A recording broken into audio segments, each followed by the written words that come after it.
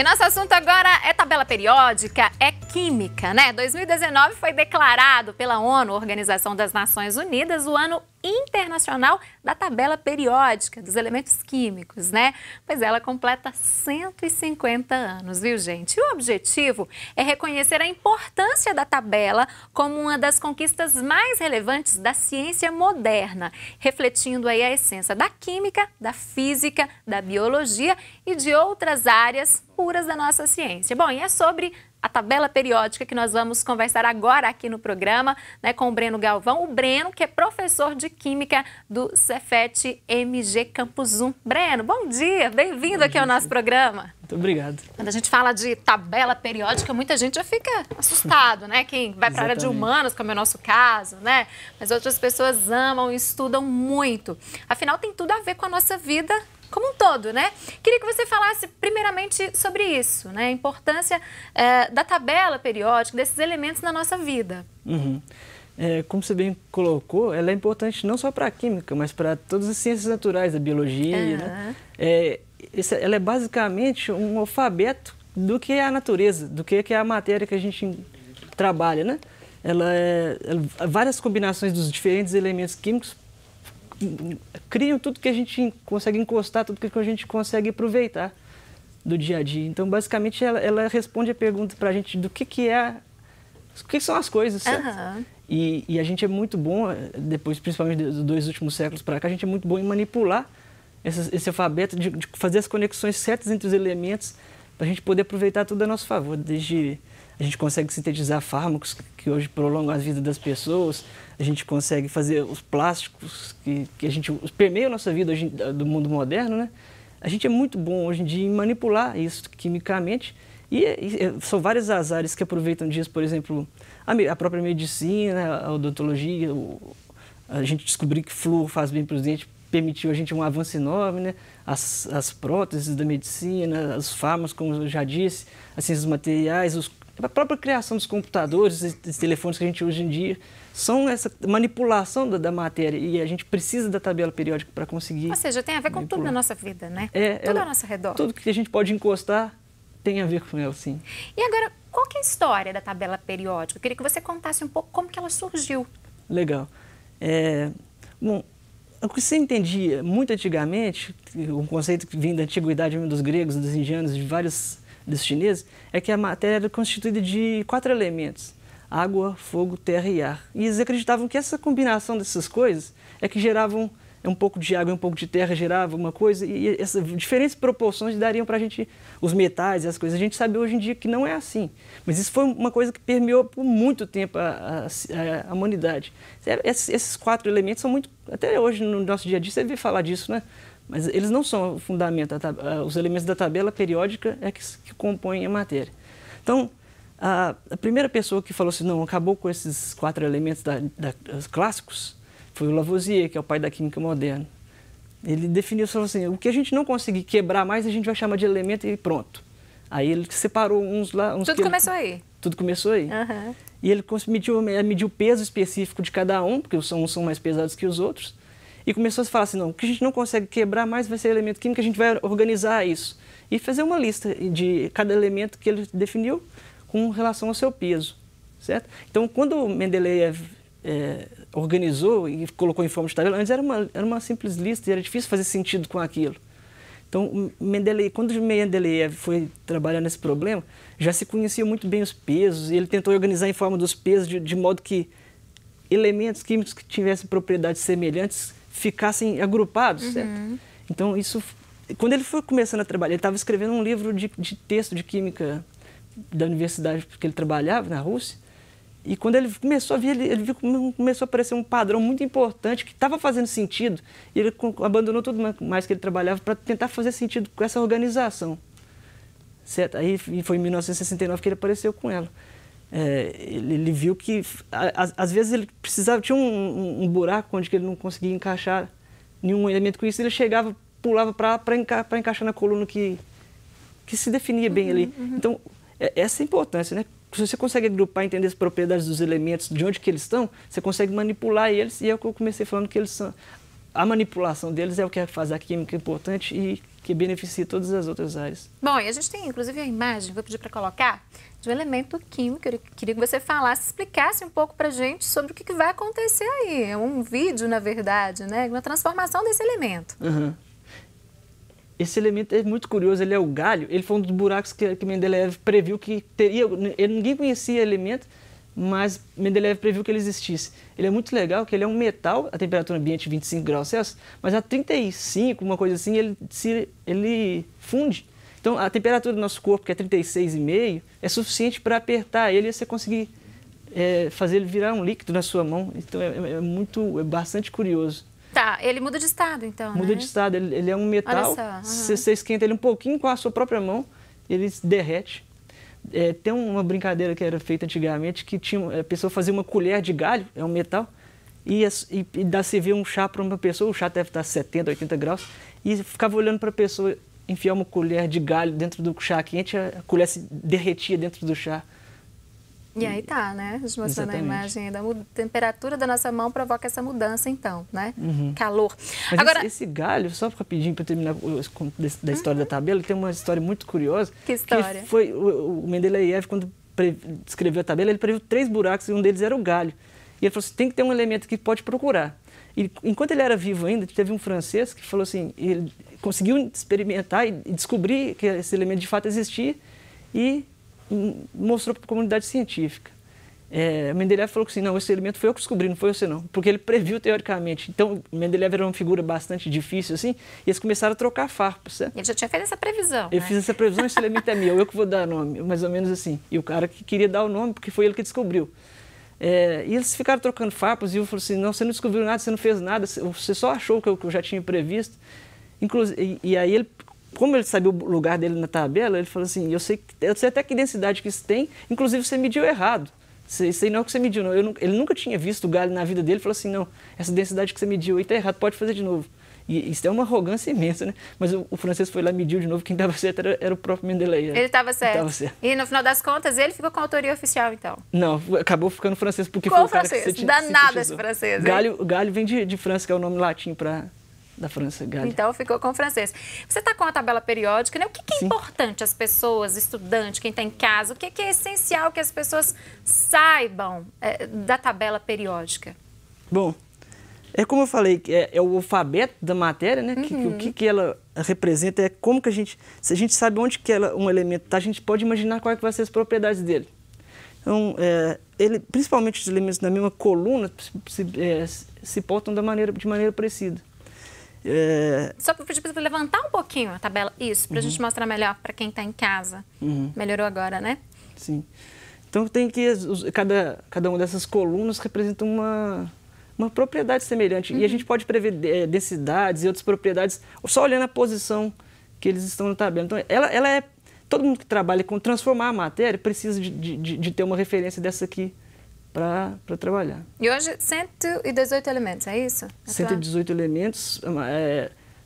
Até o 92 pode ser encontrado na Terra, que é o urânio. Depois disso é tudo sintetizado. De 93 até 118, nenhum existe na Terra. Foi tudo sintetizado. Agora, a organização dessa tabela periódica, ela sofreu alguma mudança com o passar do tempo, Breno? Sem dúvida. A de Mendeleev era bastante diferente. Deixa eu mostrar aqui de novo. Esse bloco, que a gente chama de bloco F, ele demorou muito para ser separado da tabela e ser organizado dessa maneira, que são os elementos mais pesados. E foram encaixando onde não existia, onde a gente não se conhecia, não se tinha isolado ainda, foram colocando. Então ela sofreu bastante modificação desde que Mendeleev, sim. Quais foram os elementos descobertos mais recentemente? São, basicamente, os sintetizados foram demorando, né? Esses aqui, essa tabela, ela é de 2000 e alguma coisa, e depois que essa tabela foi feita, esses nomes aqui já tem todos os nomes deles, porque já foram, de fato, reconhecidamente sintetizados. Inclusive, o último deles aqui, acho que, se não me engano, é 2016, é coisa bem recente. Bem recente, 2 anos e pouquinho, 3 anos, então. Isso. E como que é o processo para que um novo elemento seja acrescentado à tabela periódica? Então, basicamente, até o 118 a gente já definiu, já conhece todos. Todos, se alguém quiser sintetizar o 119, tem que fazer o processo em laboratório e tem que provar para a comunidade científica que de fato conseguiu. É muito difícil, muito difícil. E é um processo demorado, eu acredito. Sim, envolve tecnologia muito avançada de reatores e aceleradores de partículas. São coisas meio de ficção, bastante fora do nosso cotidiano de laboratório usual, assim. Bom, e você como professor, como estudante, acredita que teremos em breve novos elementos? Eu acho que vai demorar daqui para frente. Vai demorar um pouquinho, né? O último 2016, então, demorar um pouquinho ainda. E na química, qual que é a importância dessa tabela para vocês?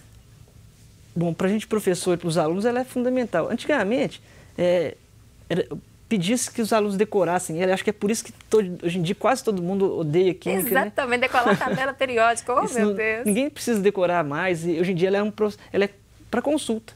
E ela ajuda muito a gente a trabalhar com as nossas reações químicas, certo? E eu acho que um papel importante do professor é desmistificar um pouco isso e cada vez conscientizar mais os alunos para eles cada vez menos ter medo da tabela e encarar, da química, né? Tabela, estudar, ter ela como amiga ali do lado, como Exatamente. Um apoio, né? É um apoio, um instrumento de consulta. Agora, dos elementos, com certeza tem várias curiosidades sobre eles, né? Qual que é o mais perigoso? O mais perigoso? Deixa eu mostrar aqui. Eu diria que é o polônio. Polônio, por quê? Ele foi descoberto pela Marie Curie. Ela foi cientista numa época que a mulher ainda não era permitida na ciência. Ela ganhou 2 prêmios Nobel, só de curiosidade. Mas o polônio, a maioria desses aqui, do lado dele tem aqui o mercúrio, o chumbo. E o mercúrio e o chumbo é muito tóxico. Se você beber muito pouco, se a água que você tiver contaminado com ele, é muito pouco, você tem problemas de saúde grave. Agora, o polônio, ele é radioativo muito, então você não precisa nem beber. Se você estiver numa sala com você pode correr, que você está perto de risco iminente de risco de saúde sério e morte. Só de estar perto, não precisa nem ingerir nem nada. Bom, então o polônio é o mal aí da história. Exatamente. Esse polônio, chumbo, mercúrio, esse corredor aqui são dos mais perigosos. Um muito famoso pela toxicidade também é o arsênio, que está mais aqui para cima. A gente ouve falar bastante, sim, né? Também, sim. arsênio. É um corredor, então, não muito do bem, digamos assim, né? Bom, e a gente fez um vídeo também, gente, que traz algumas curiosidades sobre os elementos, né? O pessoal foi lá no Cefet, no laboratório. Vou pedir para a nossa produção colocar para mostrar, então, para você que está em casa. Somos uma combinação de substâncias e fenômenos químicos. Desde o instante da concepção, quando fomos gerados, até a completa decomposição do nosso corpo por micro-organismos, passamos por muitos processos de transformação química. Não apenas nós, mas também os animais, os vegetais e o reino mineral. Os alimentos, a água, o ar que respiramos, a roupa que usamos, o veículo, o lápis, enfim, tudo o que existe é formado por pelo menos uma substância química. E as substâncias químicas são formadas por pelo menos um elemento químico. Que estudante é capaz de esquecer, por exemplo, a fórmula H2O?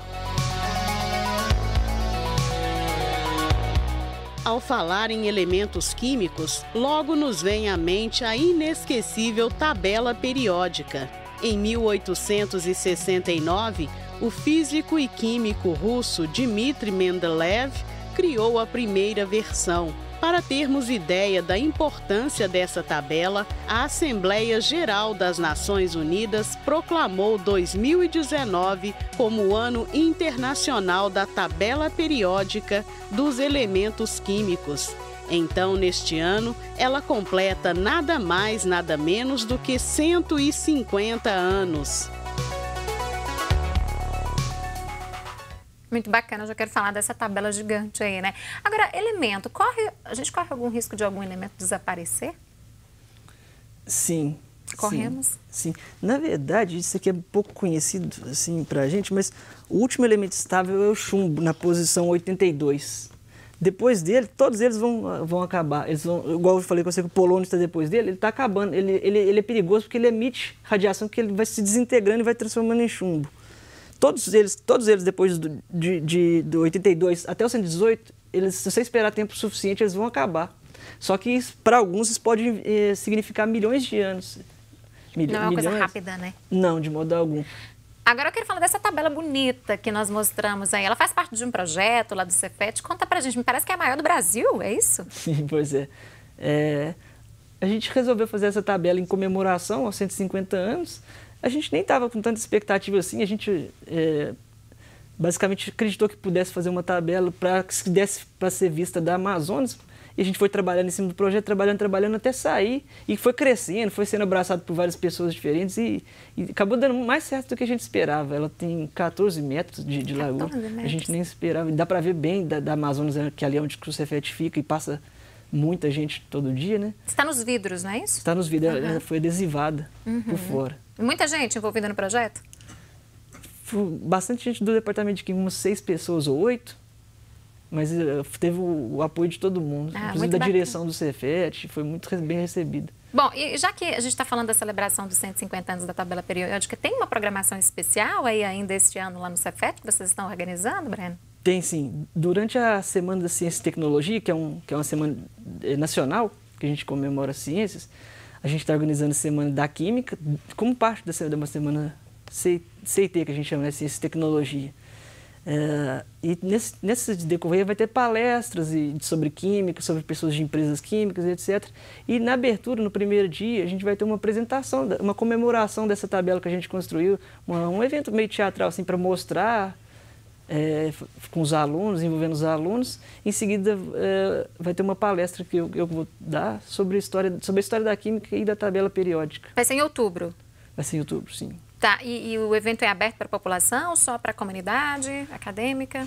Eu acredito que é só para a comunidade do Cefet. Para os alunos, né? Para os alunos. Ficarem atentos então nas redes sociais, aí no site, para ter mais informações sobre esse evento, né? Isso. Breno, adorei saber um pouco mais, conhecer as curiosidades da tabela periódica. Obrigada, viu, por ter vindo conversar com a gente. Um bom dia. Eu que agradeço. Muito obrigado. E você aí de casa, gostou também de aprender um pouco mais sobre a tabela periódica? 150 anos, hein, gente? É muito tempo. Nós vamos agora para um rápido intervalo e eu volto daqui a pouquinho. Continue conosco.